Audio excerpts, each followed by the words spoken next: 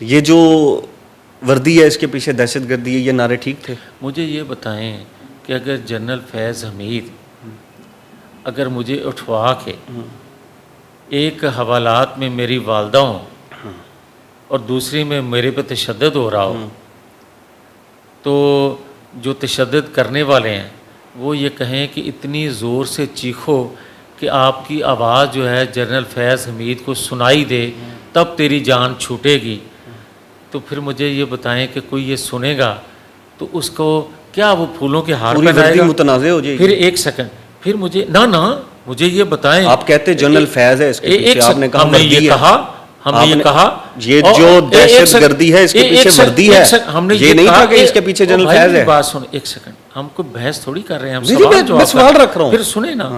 میں یہ کہہ رہا ہوں کہ کیا ہم نے گجرانوالہ جلسے میں نام لے کے نہیں کہا جنرل فیض کا؟ جنرل تمام جرنیلوں کے جو 5 نام لیے، کیا وہ وردی میں نہیں تھے؟ ریٹائر ہو گئے تھے؟ ہم نے کیا 5 ججز کے جو نام لیے کیا وہ ریٹائر ہو گئے تھے؟ نہیں، حاضر سروس تھے۔ ہم نے کہا اور ڈنکے کی چوٹ پہ کہا، اور پھر وقت نے ثابت کیا کہ ان سے جو فیصلے کروائے گئے وہ بھی غلط تھے، کرنے والوں نے بھی غلط کیا، اور وقت نے ثابت کیا کہ جسٹس شوکت صدیقی کے گھر فیض حمید صاحب کا جانا غلط تھا۔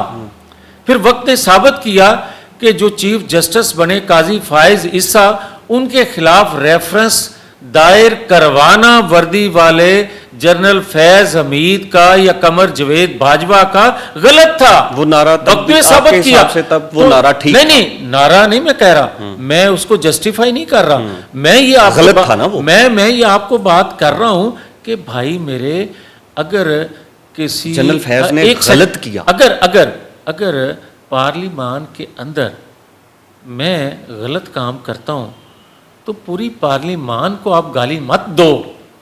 میں اگر کرپشن کرتا ہوں، میں اگر غداری کرتا ہوں خدا نخواستہ ملک سے پارلیمان کے اندر بیٹھ کے، تو آپ پارلیمان کو گالی مت دو۔ ہاں، پارلیمان گالی بن جاتی ضرور ہے میرے عمل سے، وہ گالی لوگ پارلیمان کو ہی دیں گے، کہیں گے کہ M N A M P ایسے ہی ہوتے ہیں، چیف منسٹر پرائم منسٹر ایسے ہی ہوتے ہیں اگر کوئی غلط کردار ادا کرے گا، جس طرح عمران خان کر رہا ہے۔ آپ نے بھی بیان دیا تھا، میں نے اس وقت بھی میں نے جو اتار دیں گے یا گیلی کر دیں گے؟ نہیں، میں نے یہ کہا تھا، اور پھر آپ کو اگر یہ یاد ہے تو پھر یہ بھی یاد رکھیں، غلط تھا۔ ایک سیکنڈ، یہ ایک سیکنڈ یہ بھی یاد کریں، او بھائی میری ایک سیکنڈ میری بات سنیں، پھر یہ بھی بات کریں کہ جب مجھے ہائی کورٹ لاہور پیش کیا گیا تو اس وقت کے chief justice Lahore high court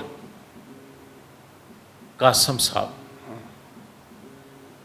آپ کو یہ بھی یاد رکھنا چاہیے کہ سارا میڈیا بلا کے مجھے اس بات پہ میری سرزنش پورے میڈیا پہ جو لائیو دکھایا جا رہا تھا، یہ کہا کہ فیض حمید یا جنرل باجوہ یا ثاقب نثار کے متعلق جو تم گفتگو کرتے ہو، تیری لیڈرشپ کرتی ہے اور تو آج یہاں ہے، تمہیں تو سنسار کر دینا چاہیے۔ وہ اکسا رہے تھے کیا لوگوں کو کہ میں نے جو بات کہی ہے کہ سمیش کر دیں گے مریم نواز شریف کو، کیا میں نے غلط کہا تھا؟ کیوں کہا گیا تھا کسی کو، کوئی وردی میں ہو یا بغیر وردی کے، کہ آپ کو یہ دھمکی دے کہ اگر آپ میری بات نہیں مانو گے تمہیں مار دیا جائے گا، قتل کر دیا جائے گا؟ تو میں نے یہ کہا تھا کہ بھائی ہم چپ کرنے والے لوگ نہیں ہیں، ہم کٹہرے میں ان کو کھڑا کریں گے۔ کیا میں نے غلط کہا تھا؟ اور پھر میرے ساتھ جو کچھ کیا گیا، جو تشدد میرے پر 3 ماہ کیا جاتا رہا، میں نے کہا تھا کہ اس کا عشر اشیر بھی آپ کلبھوشن پہ کر دیتے نا۔ میں نے اس وقت کے چیف جسٹس کو کہا، قاسم صاحب کو، میں نے کہا جسٹس قاسم صاحب اس کا عشر اشیر آپ کلبھوشن پہ کر دیتے نا، تو وہ بھی سارا مان لیتا کہ کشمیر بھی میں آزاد نہیں ہونے دیتا، اور پاکستان کے اندر جتنی دہشت گردی ہو رہی ہے میں ہی کروا رہا ہوں، اور یہ ساری قوتیں جن کا بھی آپ نام اگلوانا چاہتے ہو وہ سارا کچھ مان جائے گا۔ مجھے کہتے تھے کہ تیرے مودی سے رابطے ہیں، اور مجھے آج مودی آئے تھے گھر 10-12 سال ہو گئے ہیں، میاں صاحب کے پاس آئے تھے، واجپئی بھی آئے تھے۔ مجھے یہ بتائیں کہ کیا واجپئی نے اگر عمران خان سے ملنے اقرار کیا پھر آپ جب گھٹنوں کو جا کے پرویز مشرف صاحب ہاتھ لگاتے تھے واجپئی کو، وہ درست تھا؟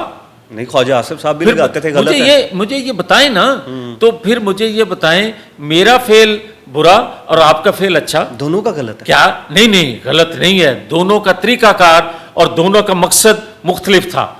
میرا مقصد ہاتھ لگانے کا یہ تھا کہ میری حکومت کو قبول کیا جائے، ٹھیک ہے، اور امریکہ سمیت سارے قبول کریں کہ دونوں ہمسائے ٹھیک ہیں۔ مگر آپ کا، نواز شریف کا مقصد واجپئی کو بلانا یہ تھا کہ ہم امن کے ذریعے کشمیر ایشو کو ریزالو کریں، ہم امن کے ذریعے اپنی معیشت کو مستحکم کریں۔ اور کیا واجپئی نے مینار پاکستان کے سائے تلے کھڑے ہو کر یہ کہا تھا کہ ہم کشمیر آپ کو نہیں دیں گے؟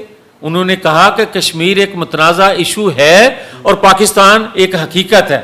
آج اب پاکستان کو حقیقت مان رہے ہیں۔ جتنی بھی سٹیٹمنٹس میں نے آپ کے سامنے رکھی، ان کا کنکلوژن مجھے یہ نکلا کہ جب آپ لوگوں نے یہ باتیں کی تب حالات اور تھے، اور اس حالات کے مطابق وہ فٹ بیٹھتی تھیں، لیکن آج عمران خان صاحب کرتے ہیں تو حالات اور نہیں ہیں، فٹ نہیں بیٹھتی ہیں۔ نہیں ذیشان، دیکھو بڑے تحمل سے میری بات اگر آپ سمجھے نا، میں نے شروع میں ایک بات کی تھی آپ سے کہ آپ ایک بت کو پال پوس کے آپ اس کو اژدہا بنا دیتے ہو، اور اپنی ساری ریاستی مشینری کا استعمال کر کے اور اپنی وسائل سارے ریاست کے ریاستی مشینری کا استعمال کر کے دوسرے کو آپ چور ڈاکو لوگوں کے ذہنوں میں بٹھا دیتے ہو کہ یہ ہے، اور جب ایک کو آپ زمین پہ کھڑا کر دیتے ہو، ایک کو آسمان پہ، اور پھر کہتے ہو دونوں برابر ہیں، کشتی کرو۔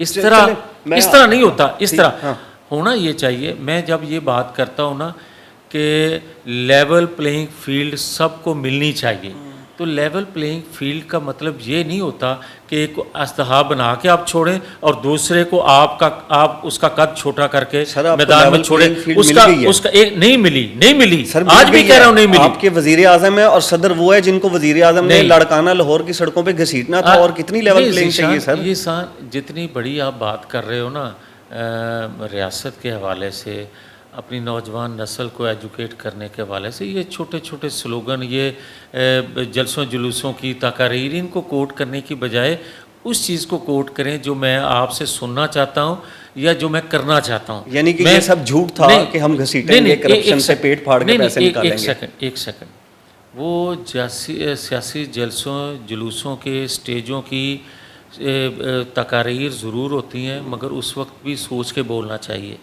نواز شریف نے اس طرح کی کبھی گفتگو نہیں کی۔